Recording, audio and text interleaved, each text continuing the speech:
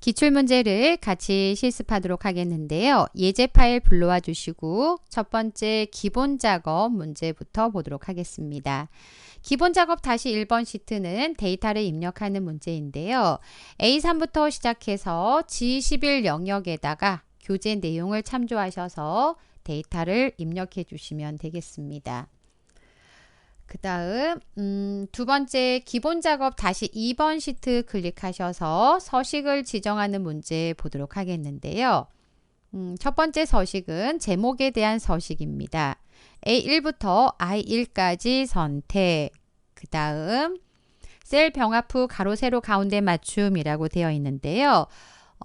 선택하시고 마우스 오른쪽 셀 서식 또는 컨트롤 키 누른 상태에서 숫자 1 누르시면 셀 서식 대화 상자를 표시할 수 있고요.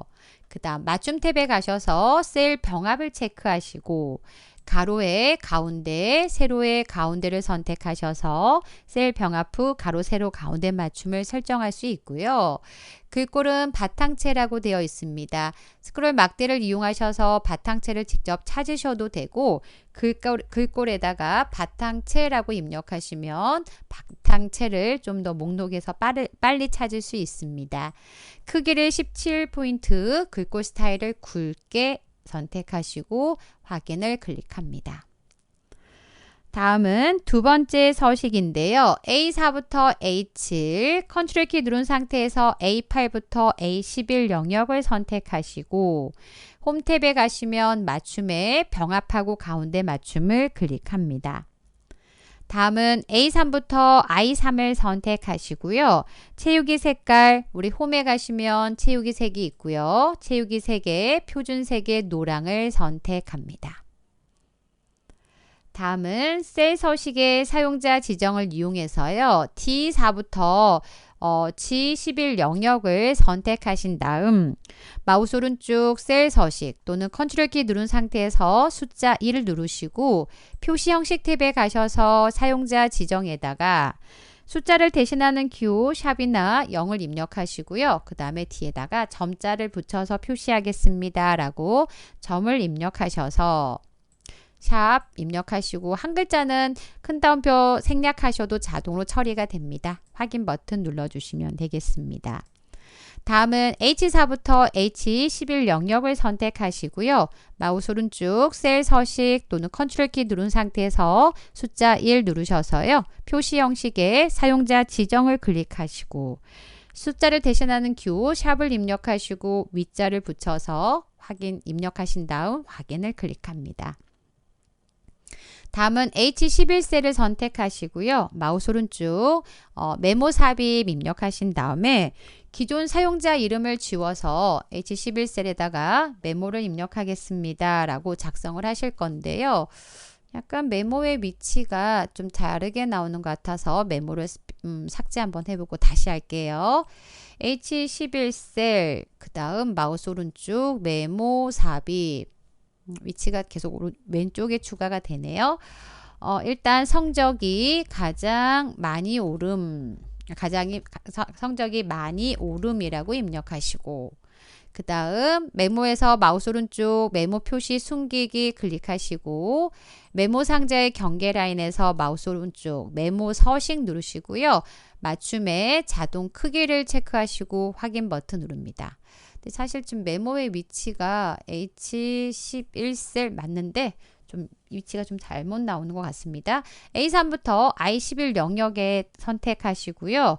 가로 가운데 맞춤, 홈에 가셔서 맞춤에 가로 가운데 그 다음 테두리, 모든 테두리 클릭하셔서 테두리 서식을 지정해 주시면 되겠습니다. 그래서 시험 장소에서 메모 삽입하신 다음에 메모 삽입의 위치가 좀 다르더라면 그냥 나오신 그대로 두시면 돼요. 일반적으로는 보통은 현재 작업하셨던 H11셀 오른쪽에 메모가 표시가 됩니다. 이제 제가 다른 작업을 하면서 옵션이 좀 적용이 된 것 같은데요. 시험장에서는 미리 시스템이 점검이 되어 있으니까 메모 삽입하시고 기존에 표시된 위치에 메모를 표시해 주시면 되겠습니다. 다음은 기본 작업 다시 3번 시트 클릭하셔서 자동 필터 예제를 실습하도록 하겠는데요. 표 1에서 사용자 지정 필터를 이용하여 하반기 실적이 상위 50%이면서 직급이 가장이거나 부장인 데이터를 추출하시오 라고 되어 있습니다. 자동 필터를 실행하고자 합니다 라고 하시면요. 데이터 안쪽에 커서를 두시고요. 메뉴 데이터 탭에 가시면 자동 및 필터라고 정렬 및 필터라고 있고요. 필터를 클릭합니다. 첫 번째 하반기 실적이라고 있는 필드명이 있는 F2셀을 선택하셔서요.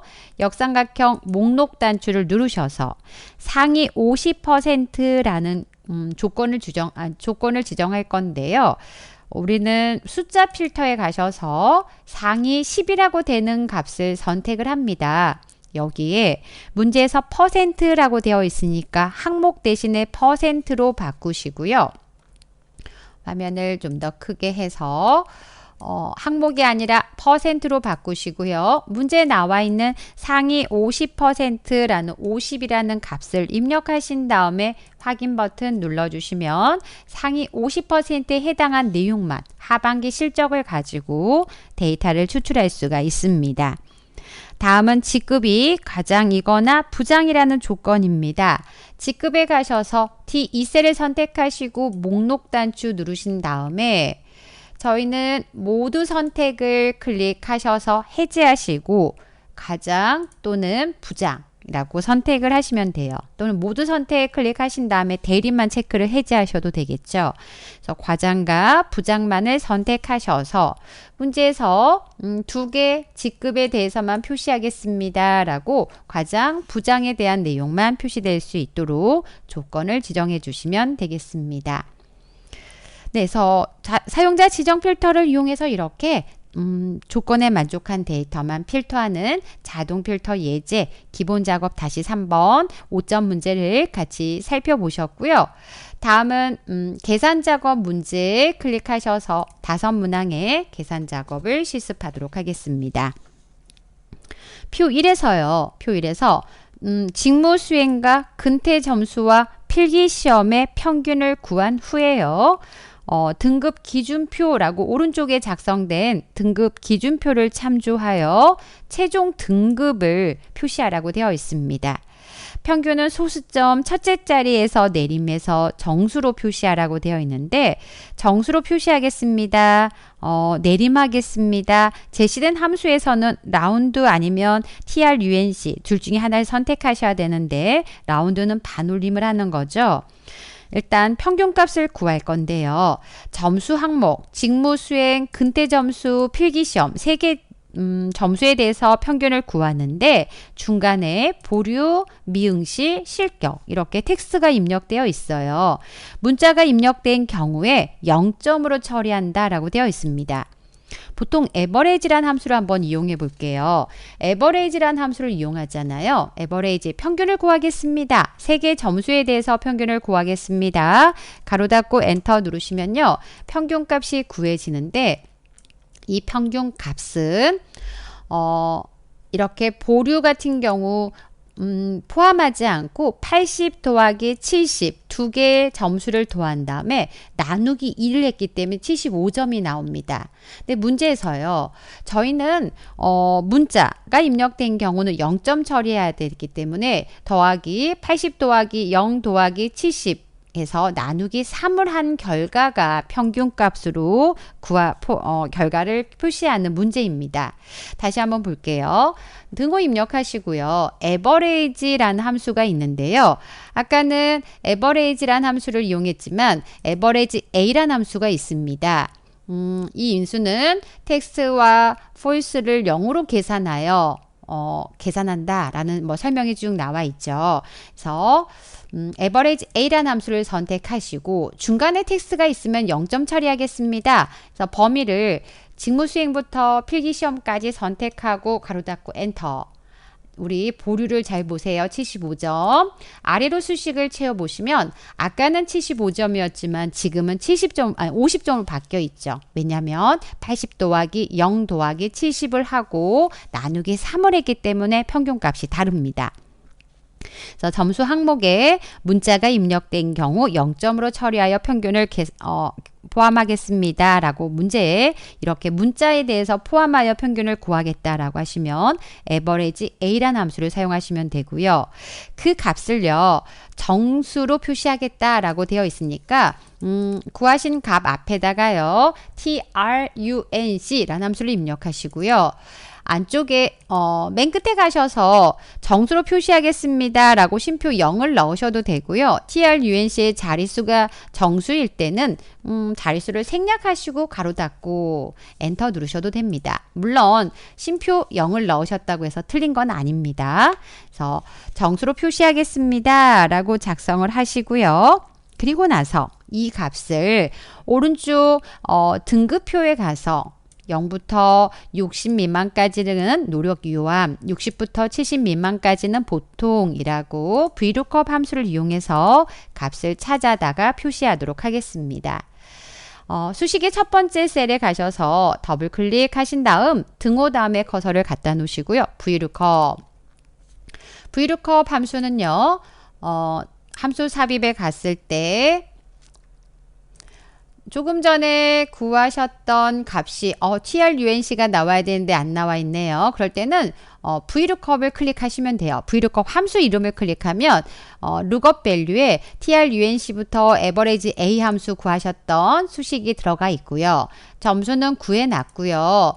어디에 표를 참조하실 거냐면요. 저희는 오른쪽에 있는 표를 참조하겠습니다. 라고 등급표를 범위를 지정합니다.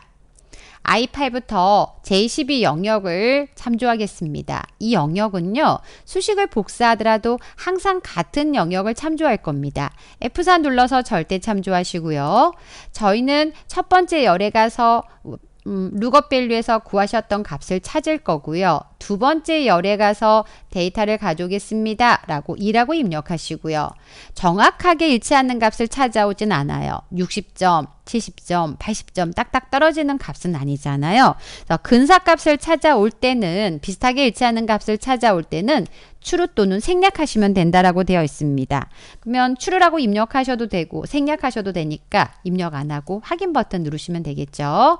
아래까지 수식을 복사해 보시면 50점은 노력 유함, 70점은 우수, 79점은 우수 이렇게 해서 최종 등급에 표시되는 걸 확인할 수가 있습니다. 첫 번째 최종 등급이라는 내용을 실습해 보셨고요. 다음은 두 번째 표 1에서요. 직무 수행 점수 중에 빈도수가 높은 그러니까 가장 많이 점수를 받은 점수가 몇 점인가를 구해보라고 되어 있습니다. 그래서 가장 높은 점수를 구한 사원수를 구하여 명자를 붙여가지고 I3셀에 표시하라고 되어 있는데요. 일단 빈도수가 높은 점수가 몇 점인가? MODE.SNGL 문제 제시된 함수를 선택하시고요. 직무 수행을 드래그 하신 다음에 가로 닫고 엔터 누르시면 직무 수행에서 빈도수가 가장 높은 점수는 80점이었습니다. 80점이 몇 명인지 사원수를 구하라고 되어 있습니다. 1명, 2명, 3명 이렇게 3이라고 구해지면 되는데요. 그 값은 count if 함수를 통해서 구하도록 하겠습니다. 등호 다음에 커서를 갖다 놓으시고요. count if 함수 삽입에 가셔서 지금은 함수 삽입을 그냥 누르면 아까 빈도수를 구하는 함수에 대한 창이 떠 있는데요. count if라는 곳을 클릭하면 이제 range에 이렇게 MOD라는 범위가 들어가 있네요. 그렇다면 사실은 함수 마법사를 이용하는 것보다는 제가 취소 한번 누를게요. 취소를 누르고 함수 마법사를 이용하신 것보다는 직접 count if라고 입력하시고요. range 직무 수행에 가서요. 쉼표. 우리는 채빈수 조금 전에 구하셨던 mod.sngl 함수를 통해서 구한 값입니다. 몇 명인지 세겠습니다. 라고만 가로만 닫아주시면 돼요. 경우에 따라서 마법사를 쓰는 게 편할 때도 있지만 그렇지 않을 때도 있어요. 지금 같은 예제일 경우요. 그 다음 구한 값 뒤에다가 명자를 붙이겠습니다. 라고 명이라고 입력하시고 엔터 눌러주시면 3명이라고 값을 표시할 수가 있습니다. 두 번째 문제를 살펴보셨고요. 다음 세 번째 문제입니다. 부서가 영업으로 시작하고 직무수행 점수가 평균 이상인 사원이 차지하는 비율을 제2셀에 표시하라고 되어 있습니다. 제3셀이죠. 제3셀에 표시하라고 되어 있습니다. 그래서 제3셀에다가 비율을 계산하는데 비율은 조건에 만족한 사원수, 조건은 두 가지 조건에 만족한 데이터, count if s를 이용하겠죠. 그래서 차지한 사원수를 구한 다음에 전체 사원수로 나누라고 되어 있습니다. 일단 제23의 커서를 갖다 놓고 등호 입력하시고요.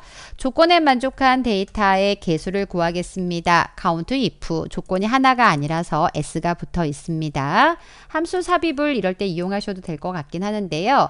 함수 삽입에 가셔서 첫 번째 조건은 부서가 영업으로 시작한다. 부서 영역을 선택하시고 조건이 영업으로 시작한다 라고 되어 있으니까 영업 다음에 어떤 글자가 와도 돼요 라고 별표를 입력하시고요. 영업으로 시작하고요. 두 번째 직무수행 점수가요. 직무수행 점수가 평균 이상입니까? 라고 할 건데요. 크거나 같습니까? 에버리지 함수를 통해서 평균을 구할 겁니다. 단 에버리지 함수 직접 입력하셔야 되고 오타 없이 입력하셔야 되고요. 크거나 같다 에버리지를 쓰실 때는요. 크거나 같다라는 조건을 큰 따옴표로 묶어주시고 함수를 n% 연산자 이용하셔서 연결해 주시면 되겠습니다. 이렇게 조건을 작성하셔야 크거나 같다 평균값 77.8보다 크거나 같습니까? 라고 조건을 작성하실 수 있고요. 그리고 나서 확인 버튼 누르시면 지금은 미리 서식이 좀 백분율 서식이 들어가서 400%라고 나왔지만 실제 데이터 4건입니다 라고 4가 구해질 거예요. 그 값 뒤에다가 맨 뒤에 가셔서 슬래시 전체의 개수를 구할 건데요. 개수가 제시된 함수가 카운트 함수입니다. 카운트는요. 숫자만 셀 수 있어요. 그래서 부서나 이름을 이용할 수 없고요. 직무수행, 숫자가 전체 다 입력되어 있는 직무수행을 이용하셔서 D3부터 D12를 선택하시고 가로 닫고 엔터 눌러주시면 전체의 두 가지 조건에 만족한 데이터의 비율은 40%에 해당이 됩니다. 라고 40%라고 구해진 걸 확인할 수가 있습니다. 세 번째 문항을 같이 살펴보셨고요. 다음은 네 번째 문제를 보도록 하겠습니다. 표 2에서요. 주민등록번호 왼쪽에 작성된 B17부터 B13을 이용해서 생년월일 D17부터 D13 영역에 표시하라고 되어 있는데요. 주민등록번호에서 하이픈 뒤에 있는 8번째 숫자가 2보다 크면 2000년생이고요. 그렇지 않다면 1900년생으로 표시하라고 되어 있습니다. 현재 예제 첫 번째 데이터를 보시면 주민번호가 3이에요. 3이라고 한다면 2000년생이잖아요. 그래서 2022년 12월 5일이라고 여기에 표시하실 거고요.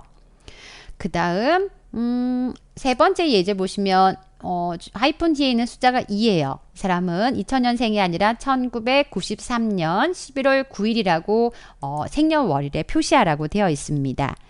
제시된 함수를 보니까요. 생년월일로 표시하실 거라서 데이터 함수를 이용해서 연, 월, 일에 해당한 값을 넣어 주실 거고요. 주민번호 8번째 있는 숫자를 가져오기위해서 미드 함수를 쓰실 거고요. 그 값이요. 3보다 그러니까 3보다 크거나 같습니까? 아니면 뭐 2보다 큽니까? 어떤 조건을 주기 위해서 if 함수가 제시가 되어 있습니다. 그럼 우리 등호 입력하시고요. 데이트라는 함수를 이용하셔서 날짜를 만들 건데요. 데이트 함수는 연, 월, 일에 해당한 값을 넣어주시면 돼요. 예를 들어서요. 지금은 레프트 함수가 없으니까 미드 함수를 통해서 MID 저희는 주민등록 번호에 가서요. 첫 번째부터 시작해서 두 글자를 가져와서 연도에 넣을 거고요. MID 주민등록 번호에 가서요. 세 번째부터 두 글자를 가져와서 월에 넣을 거고요. MID 주민등록 번호에 가서 다섯 번째 시작해서 두 글자를 가져와서 일에다가 넣겠습니다. 라고 가로 닫고 엔터 눌러주시면 월 1을 가지고 생년월일을 표시할 수 있는데 조금 이상하죠.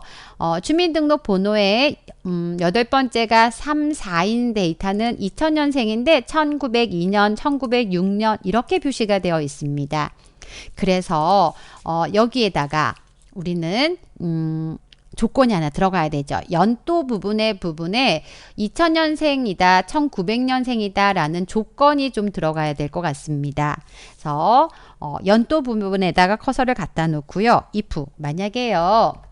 조금 전에 연도를 표시할 건데 여덟 번째 숫자를 가져올까요? MID라고 입력하셔서 살짝 화면을 크게 할까요? 주민등록 번호에 가서요. 주민등록 번호에 가서 여덟 번째에서요. 한 글자를 가져올 겁니다. 한 글자를 가져올 건데 사실 주민등록 번호에서 한 글자를 가져온 데이터가요. 숫자가 아니에요. 문자예요. 그래서 얘를 숫자로 비교할 수 있도록 곱하기 1을 해주면 얘는 숫자 형식으로 바뀝니다. 곱하기 1 하셔서 그 다음 이제 숫자로 바뀌었다면 그 값이 2보다 큽니까? 라고 할 겁니다. 2보다 큽니까? 그렇다면 저희는 2000년생이잖아요. 그래서 조금 전에 미드 함수를 통해서 구한 값 뒤에다가 2000년생이니까 20을 연결해서 주민등록 번호 왼쪽에 두 글자를 연결하겠습니다. 그렇지 않아요. 2보다 크지 않아요. 그럼 1과 2가 되겠죠. 이 데이터는 1900년생이니까 앞에다가 1, 9를 연결해서 조금 전에 연도를 구한 미드 함수를 연결해서 표시하겠습니다. 컨트롤 C 19 N% 뒤에다가 붙여 넣겠습니다. 라고 작성하시고 그리고 나서 if에 대한 가로를 닫아 주시는 겁니다. 엔터 한번 눌러 볼게요. 엔터 한번 눌러 보시면 네, 아래가 아이고 많이 올라갔네요, 화면이. 그래서 아래까지 수식을 복사해 보시면 주민번호의 8번째 숫자에 따라서 우리는 2000년생이다, 1900년생이다 라고 해서 생년월일을 표시할 수 있는 걸 확인할 수가 있습니다. 그래서 곱하기 1을 한다는 거는 미드 함수를 통해서 구한 값을 숫자로 인식할 수 있도록 곱하기 1을 하시면 되고요. 곱하기 1을 하지 않고 다른 방법은 없을까요? 가능한 방법이 있는데 그 방법은 곱하기 1 대신에 크다 2라고 입력하지 않고 문자 2라고 비교를 해주셔도 됩니다.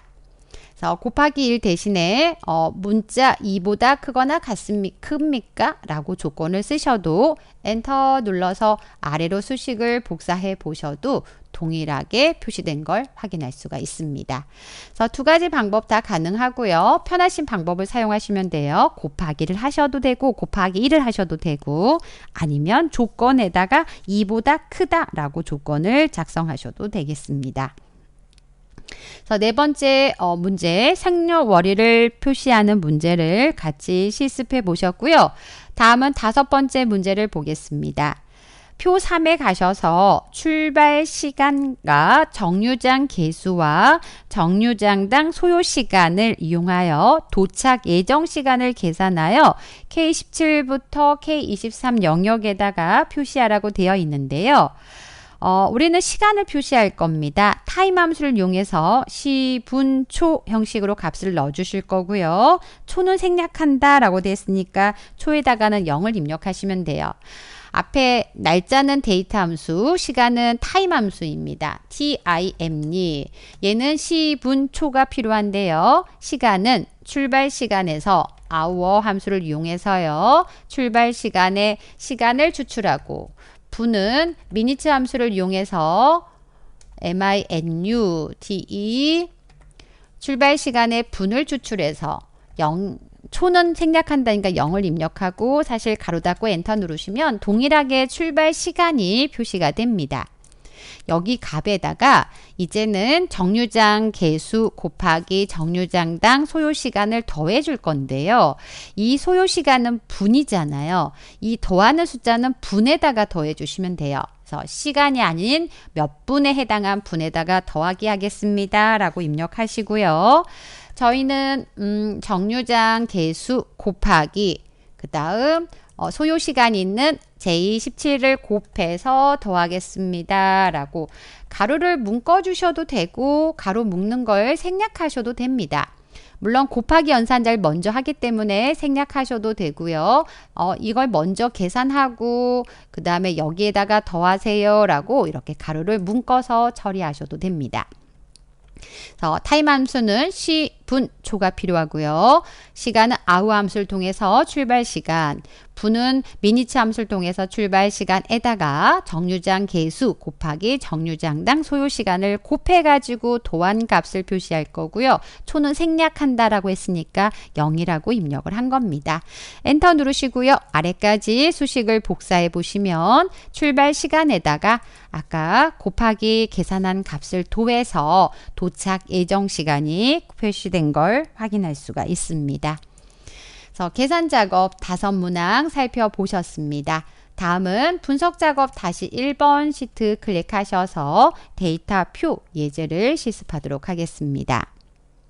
현재 작성된 데이터 표는 값의 변화가 열에만 하나만 있습니다. 그래서 이럴 경우에 행과 열에 교차하는 부분이 아니라 실제 값을 표시하고자 한 데이터 첫 번째 F3에다가 커서를 갖다 놓고요. 계산식을 직접 작성하시거나 계산식을 연결하시면 되는데 등호 입력하시고 B8셀에 월 납입 금액을 연결하겠습니다. 라고 등호 B8셀 엔터 눌러주십니다.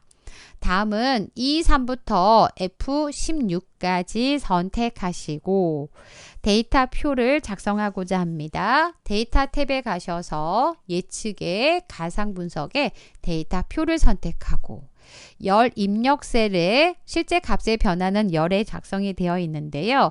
열 입력 셀에 우리는 상한 기간이니까 B7셀에 현재 24개월, 25개월, 26개월을 B7셀에 대입해서 계산하겠습니다. 라고 B7셀을 선택하고 확인 버튼 눌러주시면 월 납입 금액을 표 형태로 상한 기간에 따른 금액을 구하실 수가 있습니다. 다음은 분석 작업 다시 2번 문제가 시나리오 문제입니다. 시나리오 문제가 출제가 되었다라고 하시면 이름 정의를 먼저 찾으시는데요. B14를 선택하고요. 이름 상자에다가 이익률이라고 입력하시고 엔터. 그 다음 B15셀을 선택하시고 이름 상자에다가 불량률이라고 입력하고 엔터. G13셀을 선택하시고 이름 상자에다가 매출 이익 합계라고 입력하고 엔터를 누릅니다. 다음은 값의 변화가 있는 P14와 P15를 선택하시고요.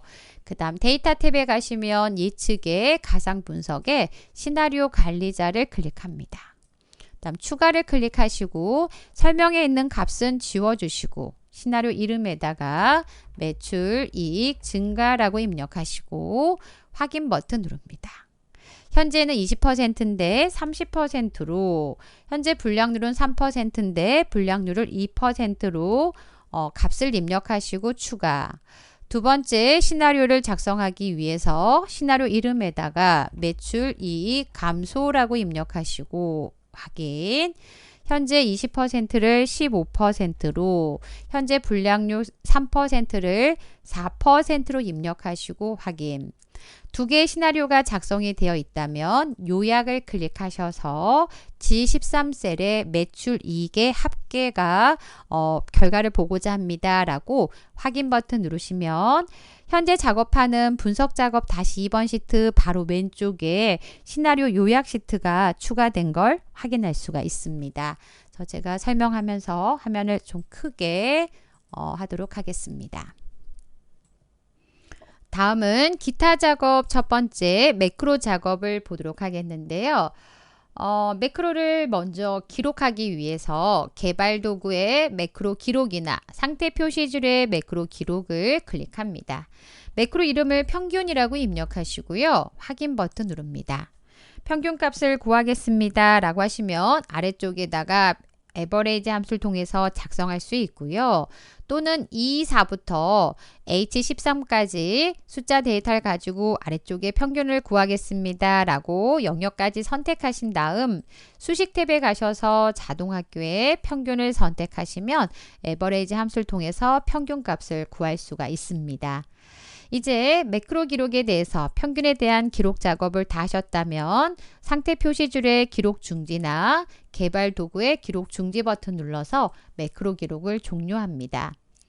다음은 조금 전에 기록한 매크로를 실행할 수 있는 도형을 작성하기 위해서 삽입에 가시면 도형이 있고요. 도형의 기본 도형에 가시면 오각형을 선택합니다. 위치는 j3부터 j5 영역인데요. 도형을 그리실 때 Alt키를 눌러서 3, 4, 5까지 드래그합니다. 텍스트를 평균이라고 입력하시고 도형에서 마우스 오른쪽 매크로 지정을 선택하신 다음 평균 매크로 연결하겠습니다 라고 선택하고 확인을 클릭합니다. 다음 두 번째 매크로를 기록하기 위해서 개발 도구의 매크로 기록이나 상태 표시줄의 매크로 기록을 클릭합니다. 매크로 이름을 서식이라고 입력하시고 확인을 클릭하시고요. A3부터 H13 영역을 선택하신 다음 홈 탭에 가시면 글꼴의 테두리에 모든 테두리 서식이 있습니다. 클릭하셔서 테두리 서식을 적용하시고요. 범위가 선택된 거를 인미의 셀을 클릭하셔서 범위 선택을 해제하시고 그리고 나서 상태 표시줄이나 개발 도구의 기록 중지를 클릭합니다. 이제 삽입에 가셔서요. 도형에 기본 도형의 배지를 찾으셔서 J7셀에 드래그 하시는데요. Alt키를 누른 상태에서 J7, J8, J9 영역에다가 드래그 합니다. 그 다음 텍스트를 서식이라고 입력하시고요. 다음 도형에서 마우스 오른쪽 매크로 지정에 가셔서 서식 매크로 선택하시고 확인 버튼 눌러주시면 되겠습니다. 그래서 평균 값을 지워보시고 그 다음에 테두리를 없음으로 선택해 보시고요. 평균을 도형을 오각형 클릭하면 구해지는가 서식을 클릭하면 테두리 서식이 적용이 되는지 확인해 보시면 되겠습니다. 그래서 기타 작업의 매크로 문제 첫 번째 살펴보셨고요. 다음은 기타 작업의 두 번째 차트 문제를 보도록 하겠습니다. 첫 번째 차트에 대한 서식 문제인데요. 부서별 매출 현황표에서 부서가 영업부에 해당한 목표액만 표시되도록 데이터 범위를 수정하라고 되어 있습니다. 차트를 선택하시고 마우스 오른쪽 데이터 선택을 클릭하시면 현재는 모든 사원의 목표액과 달성액이 표시가 되어 있는데요. 부서가 영업부에 해당한 데이터에 목표액만 표시하고자 합니다. 기존 차트 데이터 범위를 지우신 다음에 부서가 영업부에 해당한 사원명의 이름과 목표액을 선택하시고 다시 한번 영업으로 시작하는 데이터의 사원명과 목표액을 선택합니다. 컨트롤 키를 이용하셔서 영업부에 해당한 데이터만 선택을 하시고요. 그리고 나서 확인 버튼 누릅니다.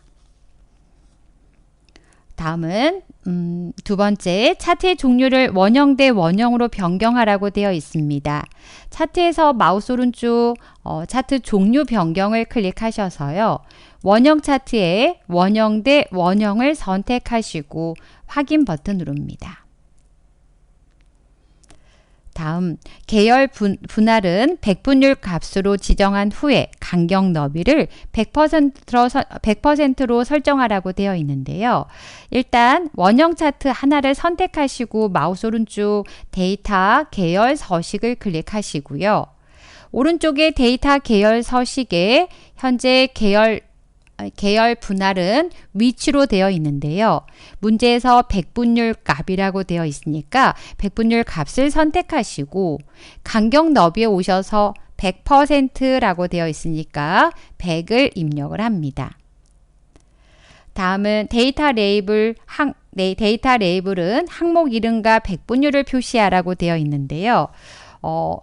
현재 차트를 선택을 하시고요. 그 다음 차트 요소에 가셔서 데이터 레이블의 기타 옵션을 클릭하셔서 데이터 레이블 서식에 레이블 옵션에 가셔서 문제에 나와 있는 거와 같이요. 항목 이름과 백분율을 표시하겠습니다. 값에 대한 선택을 해제하시고 그래서 항목 이름과 백분율을 표시하겠습니다. 라고 선택하신 다음 구분 기호는 줄바꿈을 사용하라고 되어 있습니다. 기본 쉼표가 되어 있는데요. 줄바꿈으로 바꾸셔서 첫 줄에는 항목 이름, 두 번째는 백분율. 레이블 위치는 안쪽 끝에 표시하라고 되어 있습니다. 안쪽 끝에 표시될 수 있도록 레이블의 위치를 안쪽 끝에 선택을 합니다. 문제에 지시한 데이터 레이블에 대해서 항목 이름, 백분율, 줄바꿈, 그 다음에 안쪽 끝에 선택을 해주시면 되겠고요. 차트 제목은 영업부의 매출 현황으로 표시하겠습니다.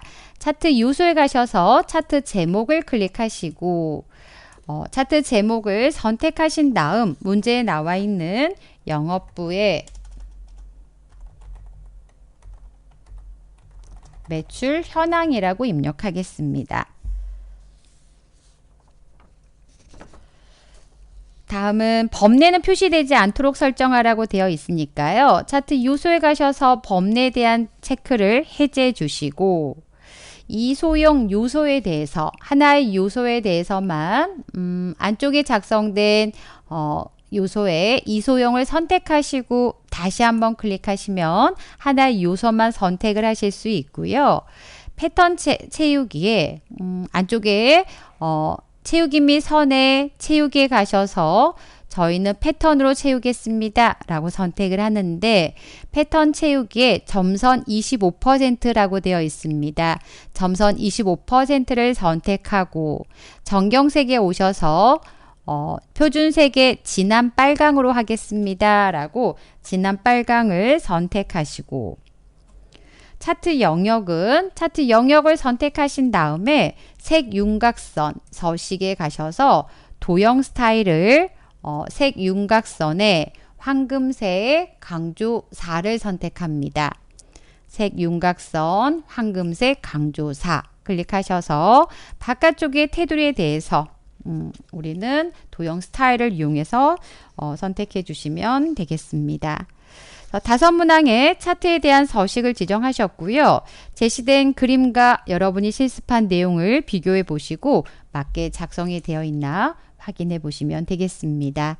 기본 작업부터 기타 작업까지 같이 살펴보셨습니다. 수고하셨습니다.